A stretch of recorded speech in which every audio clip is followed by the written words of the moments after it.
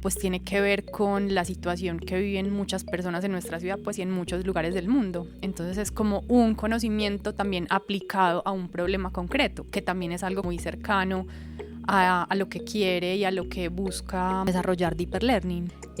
Lo fundamental que en Deeper Learning es poder hacer, pero reflexionar sobre ese hacer, ¿cierto?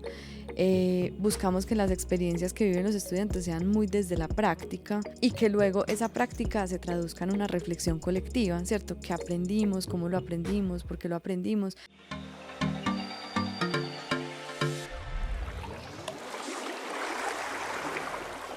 Por la Corriente, un podcast de mentores para mentores, donde compartiremos historias que inspiran la transformación de la educación. Hace unos días vivimos en nuestra ciudad Deeper Learning LATAM 2024, un escenario de aprendizaje transformador que convocó a personas, organizaciones e instituciones de muchas partes del mundo para reflexionar sobre los retos y posibilidades actuales de la educación. Mi nombre es Andrea Idarragarango, hago parte del equipo de Escuela de Mentores de Cosmo Schools y hoy me acompaña María Clara Correa Gallego, coordinadora de educación del Parque Explora. Juntas hicimos parte del comité de aprendizaje de este evento y estamos acá para compartir algunas de nuestras experiencias y aprendizajes. Me gustaría que empezáramos esta conversación, María, contándonos un poco cuál es la historia de Deeper Learning, cómo nació. Bueno, André, buenos días, qué rico estar aquí, muchas gracias por esta invitación. Para mí pues fue muy valioso ser parte de este equipo contigo y bueno, rico estar aquí reunidas para conversar un poquito como sobre esa experiencia. Deeper Learning es muchas cosas, es un movimiento que existe en Estados Unidos hace más de 10 años, que surge con el propósito de promover en los estudiantes un aprendizaje mucho más profundo en la escuela, ¿cierto? Como evento se desarrolla hace aproximadamente 10 años en San Diego, California, y pues varias ciudades del mundo han querido replicarlo porque es un espacio que permite conectar a educadores de no solo los contextos educativos formales, sino también museos, bibliotecas, cierto, otros espacios de las ciudades para reflexionar sobre qué está pasando en la educación. Y bueno, pues es promovido por High Tech High, que es una institución en San Diego, se ha hecho allá y ahora pues también otras ciudades lo han desarrollado y pues esta fue la primera vez que llegó a Medellín, a Latinoamérica, de la mano de Cosmo, de AFIT, Explora y el Movimiento de Aprendizaje Inspirador y luego pues otro montón de aliados que se sumaron a este proceso. Entonces, pues como evento es eso, pero al mismo tiempo también hay un montón de escuelas en Estados Unidos que hacen parte de esa red de escuelas Deeper Learning y que buscan promover unas competencias pues de las que más adelante vamos a conversar y propiciar experiencias de aprendizaje activo donde los estudiantes puedan como desarrollar esas experiencias, perdón, esas competencias que esperamos que tengan hacia el futuro, ¿cierto? En un futuro de incertidumbre. Algunas de estas competencias que, como tú nos dices, son, digamos, necesarias para el mundo en el que estamos viviendo, para el mundo en el que están creciendo niños, niñas, jóvenes, etc. Las competencias como principales son dominio de contenido, comunicación efectiva, colaboración, pensamiento crítico y resolución de problemas, aprendizaje autodirigido y mentalidad académica. Entonces, digamos que así suenan como muy abstractas. Entonces, quisiera como que conversáramos un poco cómo vivimos nosotras o cómo experimentamos esas competencias en distintas experiencias que acompañamos en el evento. Pensando en esto, una de ellas, por ejemplo, era una del CIATA que se llamaba Expandir la escuela para los desafíos del cambio climático. Y durante esta experiencia pudimos comprender un poco el asunto de la gestión de riesgos de desastres, ¿cierto? Como a qué riesgos estamos expuestos en los lugares que habitamos, cómo prevenirlos, cómo entenderlos desde la medición, por ejemplo. Y finalmente, pues a través de un proceso en el que hablamos de nuestros lugares de origen, trabajamos colaborativamente, pues llegamos como a una cartografía de los riesgos a los que estamos en los lugares que habitamos. En equipos pensábamos en una zona de la ciudad en la que compartiéramos varios de los integrantes que estábamos ahí y hacíamos como un mapa pues explicando un poco esos riesgos a los que estamos expuestos. Entonces fue un proceso muy activo en el que también hubo un fuerte enfoque en el dominio del contenido, por ejemplo, que es una de esas competencias, ¿cierto? También pudimos explorar cómo se miden ciertos fenómenos, ¿cierto? Como la humedad, como las precipitaciones, como la velocidad del viento y cómo luego al tomar estas medidas se puede detectar algún riesgo, ¿cierto? Entonces, bueno, creo que ahí hay un asunto de dominio del contenido bastante interesante y luego también hubo la oportunidad de explorar un material que ellos tienen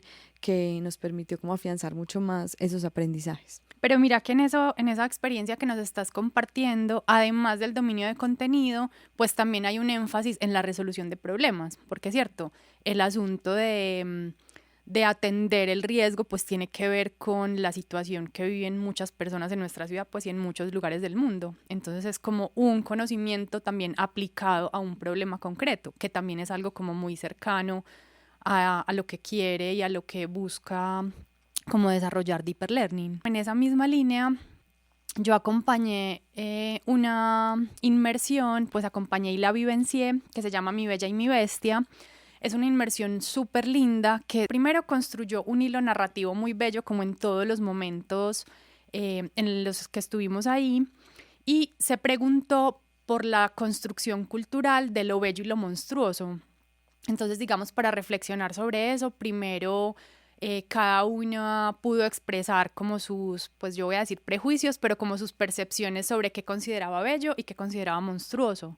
Y después eso lo pudimos ver en la historia del arte, es decir, diferentes pinturas, artistas, nos mostraban como la pintura y todos reaccionábamos con un sonido que habíamos acordado, si nos parecía bello, si nos parecía monstruoso. Entonces también ese encontrar y reconocer esas percepciones del otro sobre un asunto, pues fue como un momento muy, muy bonito. Y la inmersión terminó en un ejercicio como de autorreflexión, mirándonos todos en un espejo. O sea, cada uno tenía un espejo en su escritorio y sobre ese espejo, pues obviamente la idea era reconocer también en cada uno, en cada una, eso que consideraba bello, monstruoso. Entonces siento que fue también una inmersión que no solo se trató de pensar en temas académicos relacionados con la historia del arte, por ejemplo, y tampoco se quedó en la superficialidad de las opiniones, sino que logró como mezclar todo eso y hacernos reflexionar sobre nuestras formas de estar en el mundo, nuestras formas de juzgar desde nuestros prejuicios. Qué belleza, André. Eso también me hace pensar en la inmersión que yo acompañé durante Deeper Learning. Bueno, pues como para dar un contexto, durante el evento había diferentes tipos de experiencias, ¿cierto? Las personas participaban en laboratorios, que eran talleres más o menos de 1 hora y media. También participaban en ciertas conversaciones si querían, también durante esas 1 horas y media que había laboratorios. Y el segundo día tuvimos espacios mucho más extensos de 4 horas que llamamos inmersiones inspiradoras. Entonces, pues Andrés estuvo en la de Mi Bella y Mi Bestia y yo estuve en Acoro. Acoro era una inmersión liderada por Canto Alegre. Acoro, el nombre completo es Acoro, el canto para la creación y el trabajo en equipo. Y fue muy bonito porque éramos personas, algunas con experiencia en música, otras sin experiencia en esta línea, y el reto era ponernos a todos a cantar. Pero para ponernos a todos a cantar, pues esto implica un ejercicio de entender cómo es la dinámica del grupo, ¿cierto? Entonces hicimos muchos ejercicios, por ejemplo, hicimos juegos pasando objetos, secuencias rítmicas, luego ya acciones con la voz, ya luego entonces a la voz se le añadía una melodía, ¿cierto? Y había diferentes melodías que hacíamos en simultáneo. Entonces se fue construyendo como esa noción de grupo, de comunidad, a lo largo pues como de toda la inmersión, y el producto final fue una muestra pues cantando 2 canciones. Y en las reflexiones finales, pues como que también me di cuenta de que esta herramienta de la música se puede llevar fácilmente al contexto de la educación con propósitos como este, como promover el trabajo colaborativo.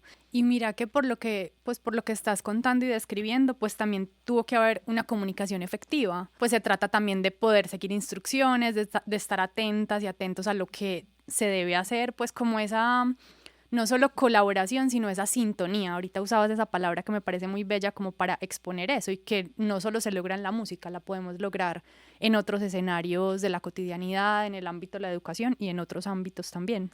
Y ahí también hay un asunto asociado a la comunicación y es la música nos implica escuchar Y el silencio también hace parte de la música y a veces como en los afanes del día a día nos olvidamos de eso, de escuchar, de la pausa, y este proceso también fue una oportunidad para volver a esa esencia de la comunicación. Y yo no sé, yo a veces pienso cuando pienso en planear una experiencia de aprendizaje, yo tengo unos objetivos, pues digamos pensando en esto que estamos conversando sobre Acoro, pero a veces como que las reflexiones van mucho más allá de lo que uno se plantea al inicio. Entonces como que una experiencia basada en, bueno, cómo trabajar colaborativamente mediante la música, pues termina generando una reflexión, no sé, filosófica sobre el silencio. Hay excusas y ahí quiero mencionar dos experiencias más que utilizaron el bordado como excusa para los objetivos que tenían.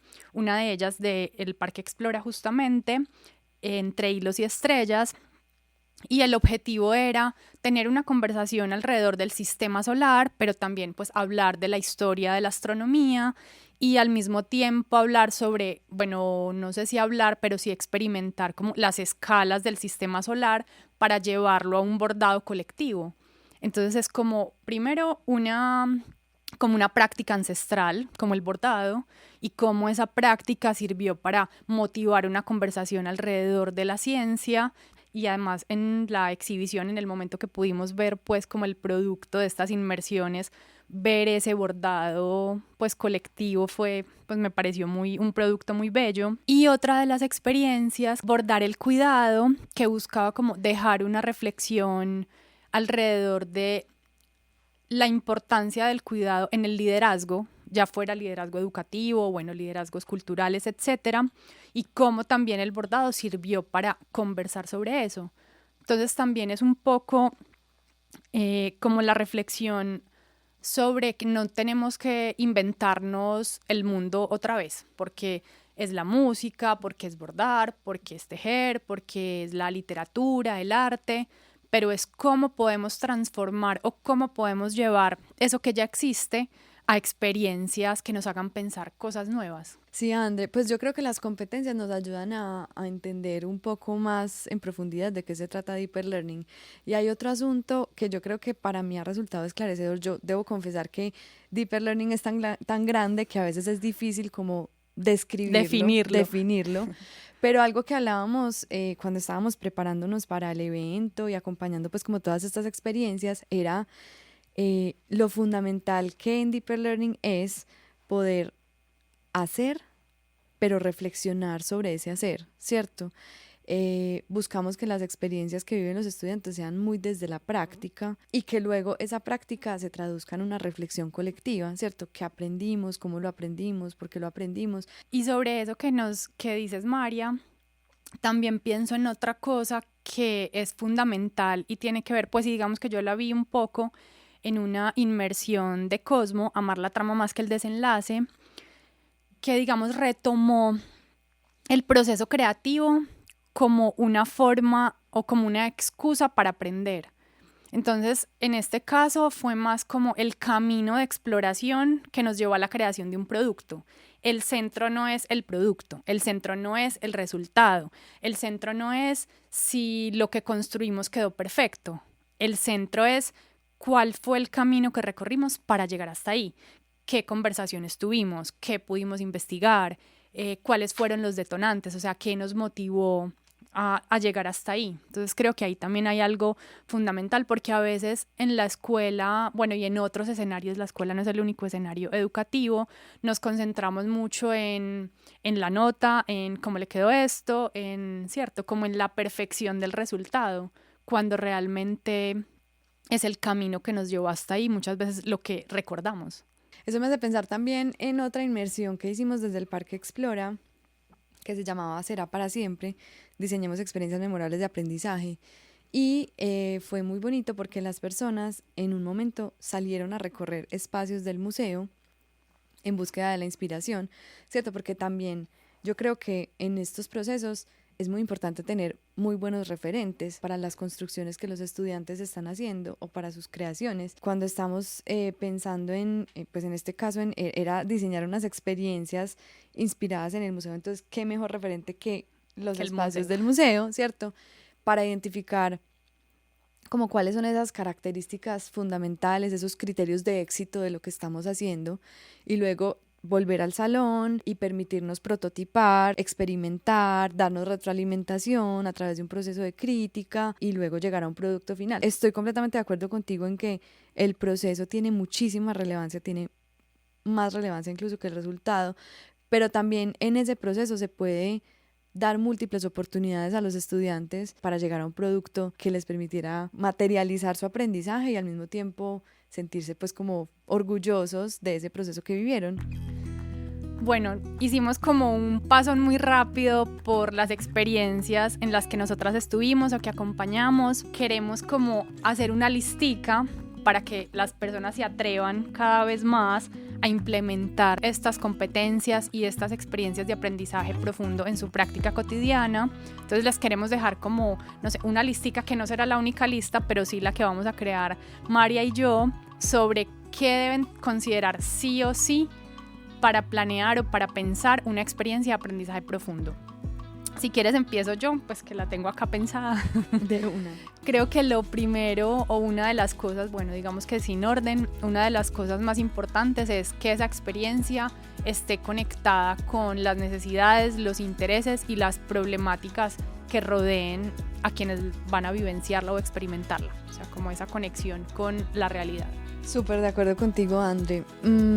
Yo agrego que la experiencia permita múltiples preguntas y que haya muchas formas de llegar a lo que queremos llegar. Que los estudiantes puedan indagar, experimentar, o las personas pues, que van a vivir la experiencia y reflexionar sobre ese proceso de aprendizaje. Bueno, y ahí tal vez por mi formación, para mí también es importante en esta línea que las experiencias tengan un fundamento teórico, conceptual, o sea, que haya un sustento teórico desde el cual partir y ya vivenciarlo, como tú dices, de distintas maneras, con distintos caminos, incluso cuestionando esos mismos fundamentos teóricos y conceptuales, pero que esa pueda ser un ancla de la experiencia. Yo sumo darle cabida a la individualidad y a la colectividad, dar tiempo a las personas de pronto a las más introspectivas, como de procesar la información, tener sus propias reflexiones, pero luego propiciar espacios de conversación e intercambio. Bueno, y yo no sé si última, pero sí creo que es importante, es darle cabida a lo que le decimos error, a lo que le decimos fracaso, a lo que decimos esto no funciona, porque digamos que esas también son como las bases para aprender. O sea, para aprender otras formas, para buscar otros caminos para solucionar. Muchas veces juzgamos el error o juzgamos la equivocación y acá es como no. La equivocación, el error son detonantes, son puntos de partida, no necesariamente como el final del trayecto. André, y sumando a eso que tú estás diciendo, pues quiero hacerle énfasis también al asunto que lo mencionábamos más temprano, y es ese balance entre el diálogo, la reflexión y la creación, el hacer. Creo que también es un elemento bien importante. No necesariamente hay que tener un producto final siempre, pero la experiencia desde el hacer ayuda mucho a apropiar mucho mejor. Bueno, esta listica no fue tan cortica, pero son como algunas claves que digamos que son cercanas y que pueden aplicarse.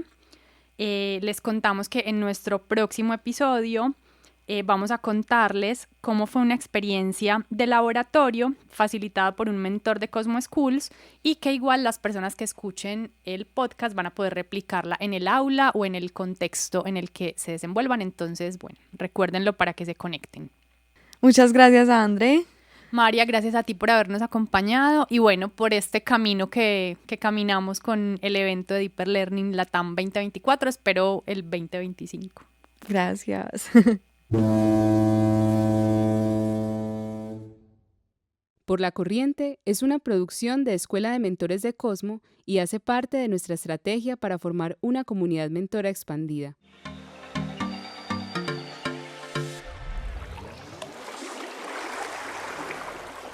Por la Corriente, un podcast de mentores para mentores, donde compartiremos historias que inspiran la transformación de la educación.